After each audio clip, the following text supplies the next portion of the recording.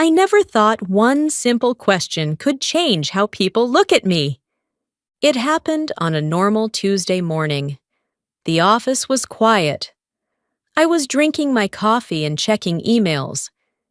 Everything felt calm, but that calm did not last long. Her name is Carla. She has worked in the office longer than me. She's around 42, always loud, always talking. When I first joined the company 5 years ago, she was one of the first people to speak to me. At that time, she had just had a baby, a little boy. "Look at him," she said, showing me pictures on her phone. "Isn't he perfect?" I smiled politely. "Yes, he's very cute." I didn't mind. People love to talk about their babies. That's normal. But then she asked me a question. "Do you have kids?" I shook my head. "No." Her eyes became curious. "Do you want some?" I paused for a moment. I had answered this question many times before. Family, friends, even strangers sometimes asked me this. "No," I said calmly.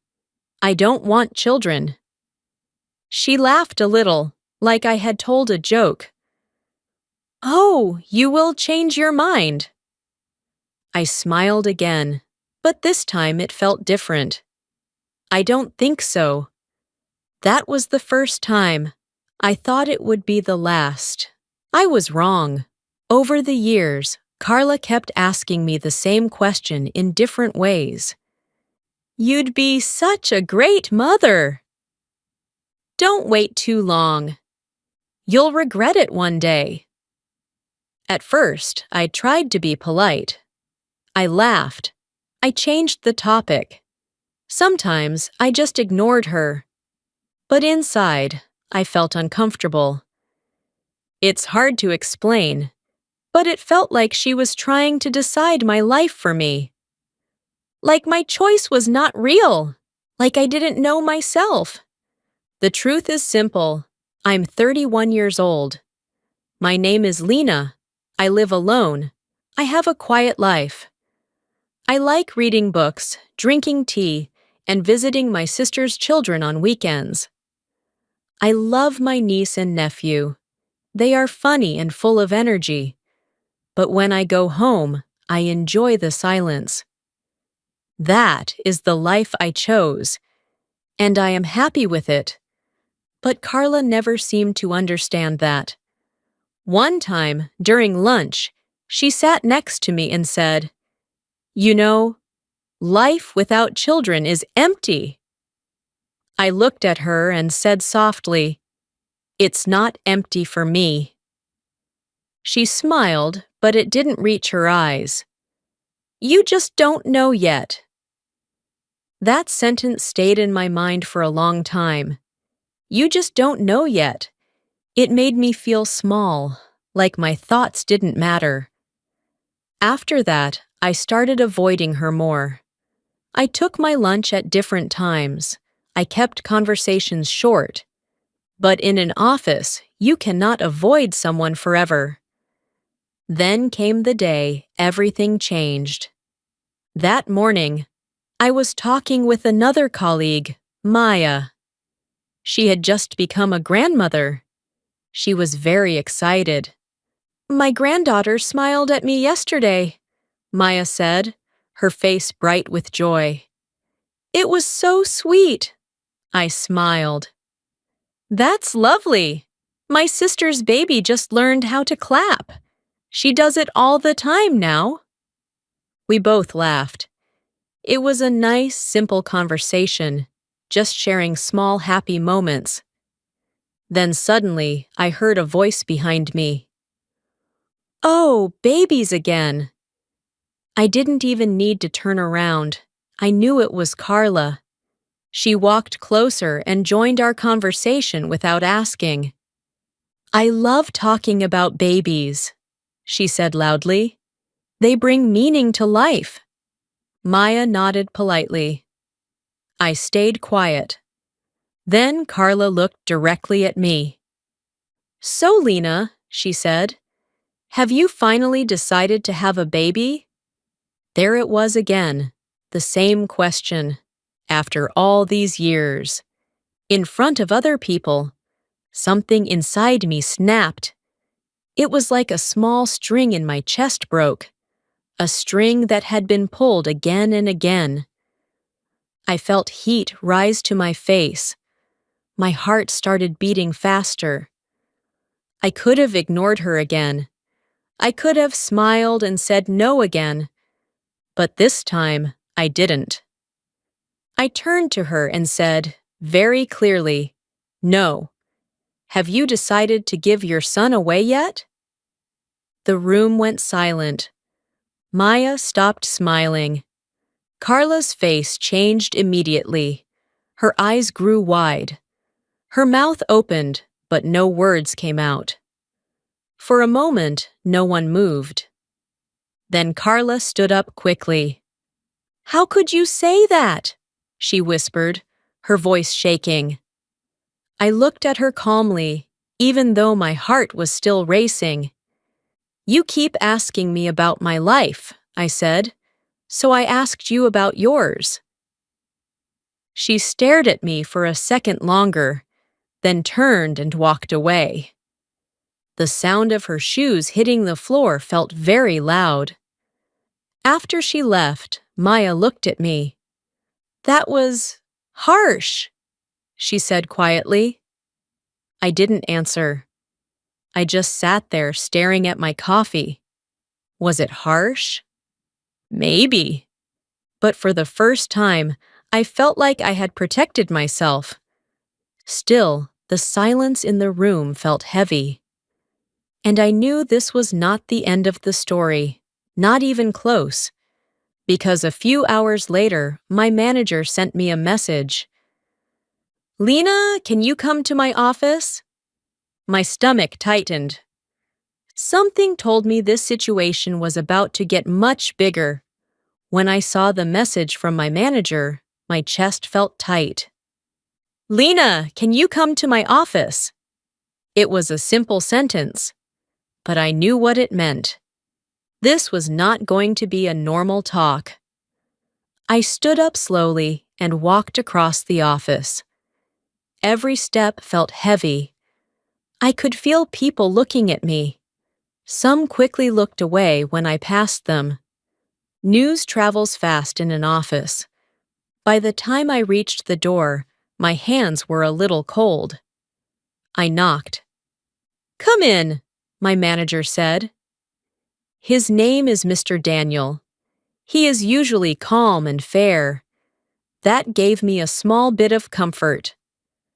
I opened the door and stepped inside. Carla was already there. She was sitting in the chair across from him. Her arms were crossed. Her face was serious, but her eyes looked red, like she had been crying. I sat down quietly. Mr. Daniel looked at both of us. "I think we all know why we're here," he said.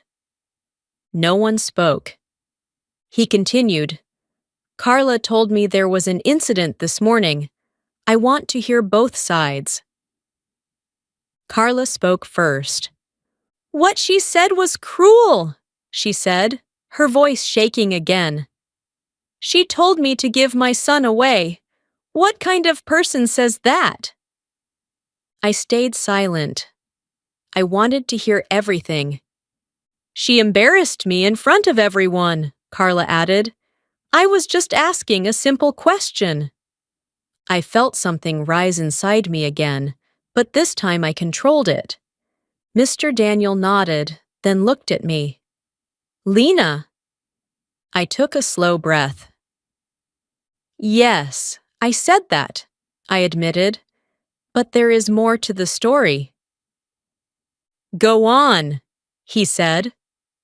I looked at Carla for a moment, then back at him. "For years," I said calmly, "Carla has been asking me about having children. I have told her many times that I don't want any. Carla moved in her chair. I was just being friendly. I continued. At first, I thought the same, but she kept asking, again and again, even after I said no clearly. Mr. Daniel looked at Carla. Is that true? Carla hesitated. I mean, I was just trying to help. She might regret it later. I shook my head slightly. It's not her decision to make. The room became quiet again. I continued speaking, but my voice stayed steady. Today, I was having a private conversation with Maya. Carla joined without asking and asked me the same question again, in front of others. Mr. Daniel leaned back in his chair. And that's when you responded the way you did, he said. Yes! Carla looked at me, her expression now more angry than hurt. You could have just said no, she said. I have, I replied. Many times. She opened her mouth, but no words came out. Mr. Daniel raised his hand gently. All right, that's enough. He looked at both of us carefully. Carla, he said, asking someone personal questions repeatedly, especially after they have answered, is not appropriate in the workplace. Carla frowned. I didn't mean anything bad. I understand, he said, but intention and impact are different. Impact means how your actions affect others. She looked down at her hands. Then he turned to me. Lina, your response was strong. I nodded. I know. It crossed a line, he added. I understand that too, I said quietly. He sighed. This situation is not simple, he said. Both of you made mistakes. That word stayed in my mind. Mistakes. Was it really just a mistake, or was it something more? Mr. Daniel continued. From now on, I expect both of you to keep things professional. No personal questions, no personal comments. We both nodded. You can go back to work, he said. The meeting was over. I stood up and walked out of the room. Carla followed behind me, but we did not look at each other. Back at my desk, I tried to focus on my work, but it was not easy. My mind kept replaying everything. Her question, my answer, the silence after. Around me, the office felt different now. Some people avoided eye contact. Others looked at me with curiosity. During lunch, two of my coworkers, Sam and Julia, came to sit with me. Sam spoke first. That was intense this morning. I gave a small smile. Yeah. Julia leaned closer. Honestly, I kind of understand why you said it. I looked at her. You do? She nodded. Carla can be too much sometimes. She doesn't know when to stop. Sam added. Still, what you said was very direct. I know, I said. Maybe too direct. Julia shrugged. Sometimes people only understand strong words. That sentence made me think. Strong words. Was that the only way? The rest of the day passed slowly. Carla didn't speak to anyone much. She stayed at her desk and worked quietly. But once I caught her looking at me. Not with anger, something else, something I couldn't fully understand. Maybe hurt, maybe something deeper. That made me feel strange. That night, when I went home, I couldn't relax. I made tea, sat on my couch, and stared at the wall. Did I go too far? I tried to be honest with myself. Yes, maybe I did. But at the same time, I felt something else. Relief! For the first time, I had not stayed silent. I had said something back. I had protected my space. Still, one question kept coming back to my mind. Why did Carla care so much about my life? It didn't make sense. We were not friends. We didn't spend time together, so why? The next morning, I arrived at work a little earlier than usual. The office was almost empty. I sat down and started my computer. A few minutes later, I heard footsteps. I looked up. It was Carla. She walked slowly toward me. My body became tense without me wanting it to. She stopped in front of my desk. For a moment, she said nothing. Then she took a deep breath. "Can we talk?" she asked. Her voice was quieter than I had ever heard before. Something in her tone felt different. Not loud, not pushy, almost fragile. I hesitated for a second. Then I nodded. "Okay," I said. She pulled a chair and sat down. She looked at me, then looked away. "I think I need to tell you something," she said. Her hands were shaking slightly. And in that moment, I realized this situation was not really about me, not completely. There was something else, something I didn't know yet. And I was about to find out. Carla sat in front of me, but she didn't look like the same person. She was always loud before, always confident, always ready to speak. Now she looked small. Her hands were together on her lap. She kept moving her fingers, like she was nervous. "I'm not good at this," she said softly. "At what?" I asked. "At explaining myself." I stayed quiet and waited. She took a deep breath. "When I had my son," she began, "I thought my life became perfect." Her voice was slow, careful. "I always wanted to be a mother, since I was young. It was my dream." I nodded slightly. "But things didn't go the way I planned," she continued. She looked down at the floor. "My husband left when my son was 2 years old." I felt a small shock inside me, but I didn't interrupt. "He said he wasn't ready for family life," she said. "He just left." There was a long pause. "I had to do everything alone," she added. "Work, take care of my son, manage the house, everything." "That sounds very hard," I said quietly. She gave a small, tired smile. "It was." Another silence filled the space between us. Then she said something that I did not expect. "I was jealous of you." I blinked.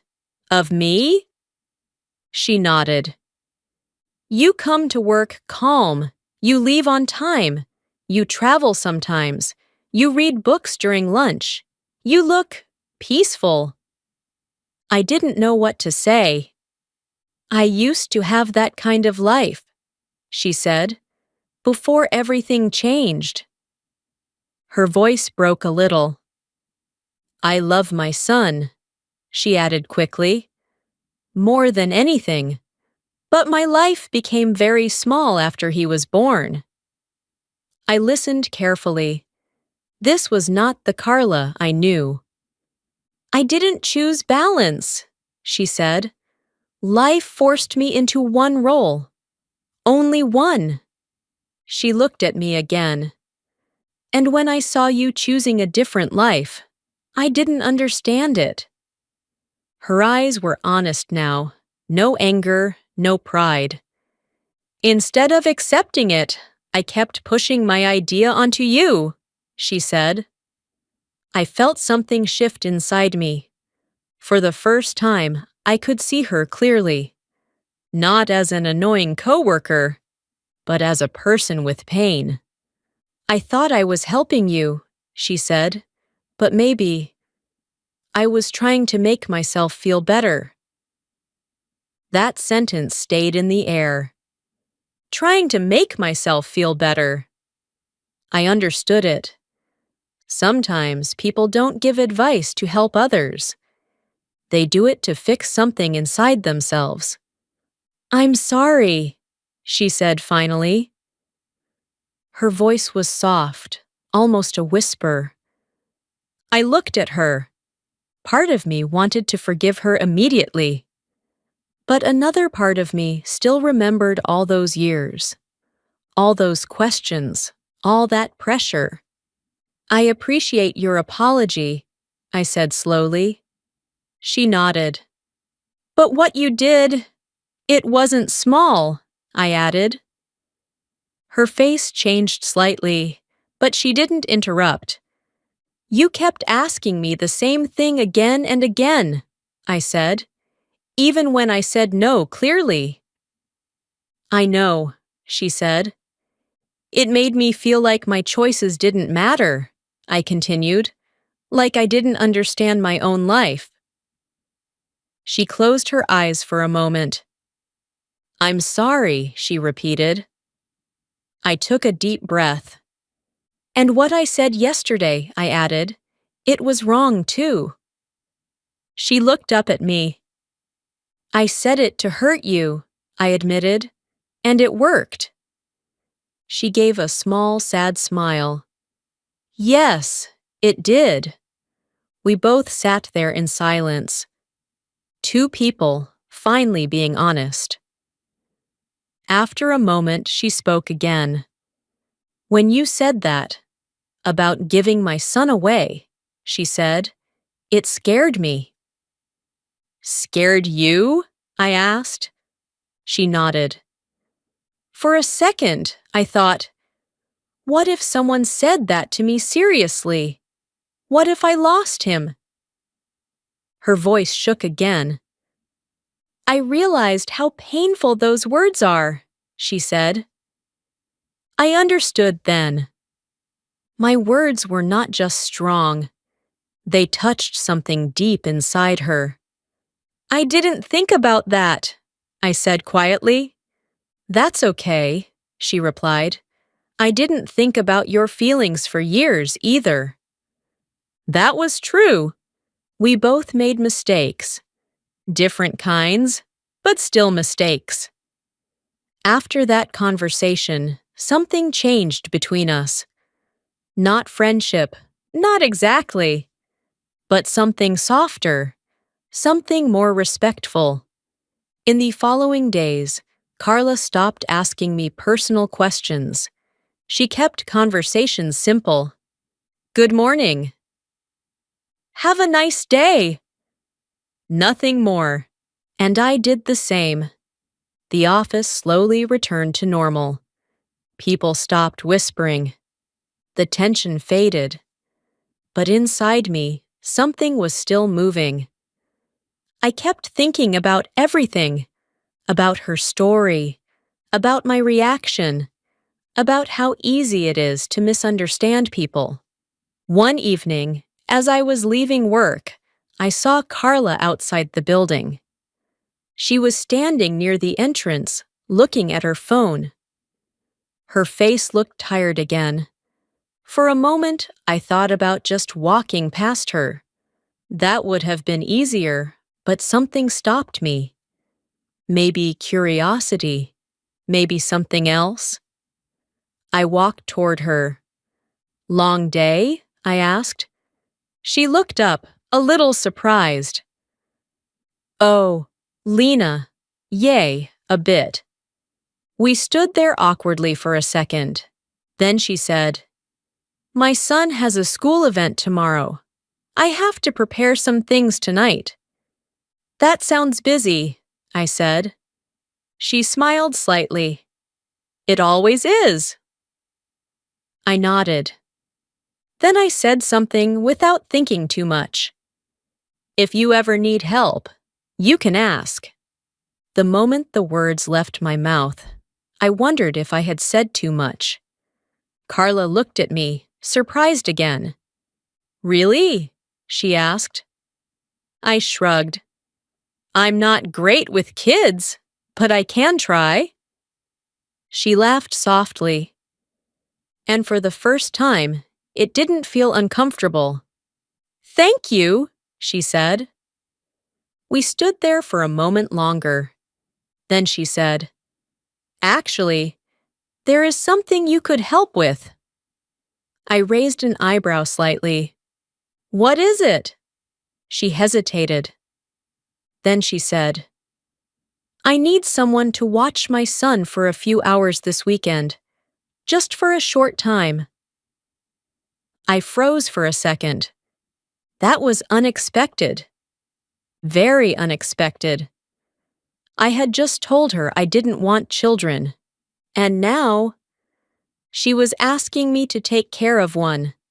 I didn't answer immediately, because in that moment, I realized this small decision might change everything again. I stood there, looking at Carla, not sure what to say. Taking care of a child? That was not part of my life plan, not even a little.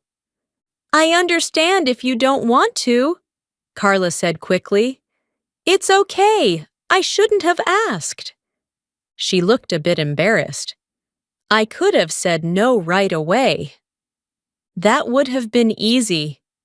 Honest, too. But something stopped me. Maybe it was the way she looked, tired but trying. Maybe it was our conversation from before. Or maybe I just wanted to understand her world a little better. "How long?" I asked. Her eyes lifted slightly. "Just 3 hours, Saturday afternoon." I thought for a moment. 3 hours. It didn't sound like much, but for me, it felt like stepping into a completely different life. "Okay," I said finally. "I can do that." Her face changed immediately. Relief, real relief. "Thank you, Lina. Really, thank you." I nodded. "Just tell me what I need to do." That night, I wondered if I made a mistake. I didn't hate children, but I didn't know how to handle them either. What if he cried? What if something went wrong? What if I failed? Saturday came faster than I expected. I went to Carla's apartment around 1 p.m. It was a small place, but clean and warm. Toys were everywhere. Colorful blocks, small cars, books with pictures. Her son, Daniel, was sitting on the floor, playing. He looked up when I entered. "This is Lina," Carla said gently. "She will stay with you for a few hours." Daniel looked at me carefully. He didn't smile. He didn't cry either. He just watched me. "Hi, Daniel," I said softly. He said nothing. Carla quickly explained everything. "His snacks are here. He likes cartoons. And if he gets quiet, just check on him." I nodded, trying to remember everything. "You'll be fine," she said, but I could hear the worry in her voice. Then she left. And suddenly, it was just me and him. Silence. I stood there, not knowing what to do. Daniel went back to playing like I didn't exist. That helped a little. I sat on this couch and watched him. Minutes passed. Then something unexpected happened. He brought a toy car to me. "Play," he said. Just one word, but it felt like an invitation. I smiled slightly. "Okay." I took the car and rolled it slowly on the floor. He watched. Then he smiled. A small, simple smile. Something inside me softened. We played like that for a while. No pressure, no big emotions, just simple play. Later, he showed me his drawings. They were messy and colorful. "This is my mom," he said, pointing to a shape. I looked at it. "She looks strong." He nodded seriously. "She is." That made me pause. Even at his age, he could see it. Time passed faster than I expected. At one point, he got quiet. Very quiet. I remembered what Carla said. If he gets quiet, check on him. I stood up and walked to his room. He was sitting on the bed, holding a small blanket. His face looked different, not happy. "Hey," I said gently. "Are you okay?" He didn't answer. I sat next to him. "Do you miss your mom?" I asked. He nodded slowly. My chest felt tight. "She'll come back soon," I said. "She just went out for a little while." He looked at me. "Promise?" he asked. That word, promise. It felt heavy, but I nodded. "Yes, promise." He leaned a little closer to me. Not much, just a small movement. But I felt it. Trust. For the first time, I understood something very clearly. This was not just having a child. This was responsibility, emotion, fear, love, all mixed together. And Carla carried that every day. Alone. A few hours later, Carla came back. The moment Daniel saw her, he ran to her and hugged her tightly. She hugged him back, closing her eyes. "I missed you," she said. "I missed you too," he replied. I watched them quietly. There was something powerful in that moment, something simple but deep. Carla looked at me over his shoulder. "Everything okay?" she asked. I nodded. "Yeah, he's a good kid." She smiled. "He is." I picked up my bag. As I walked to the door, she said, "Thank you again. You helped me more than you know." I paused. "I think you helped me too," I said. She looked surprised. I didn't explain more, because I was still understanding it myself. That night, I sat in my apartment again. Same couch, same tea, but something felt different. I thought about everything, about Carla, about Daniel, about myself. I still didn't want children. That didn't change. But something else did. I understood more about her life, about her choices, and about how easy it is to judge someone without knowing their full story. A few days later, at work, things felt normal, but also better. Carla and I still kept things simple, but now there was respect. Real respect. No more questions about my personal life, no more pressure, and no more sharp words from me. One afternoon, Maya asked me quietly, "Do you regret what you said that day?" I thought for a moment. "Yes," I said honestly. "I regret how I said it." She nodded. But, I added, I don't regret standing up for myself. That was the truth. There is a difference between being silent and being respectful, and I learned that balance the hard way. Before, I stayed quiet to keep peace. Then, I spoke harshly to protect myself. Now, I understand something better. You can be clear without being cruel. You can protect your space without hurting others. And most importantly, everyone is fighting a story you cannot see. So before you judge, before you push your beliefs on someone else, take a moment, ask yourself, do I really understand their life? Because sometimes the problem is not the answer, it's the question itself.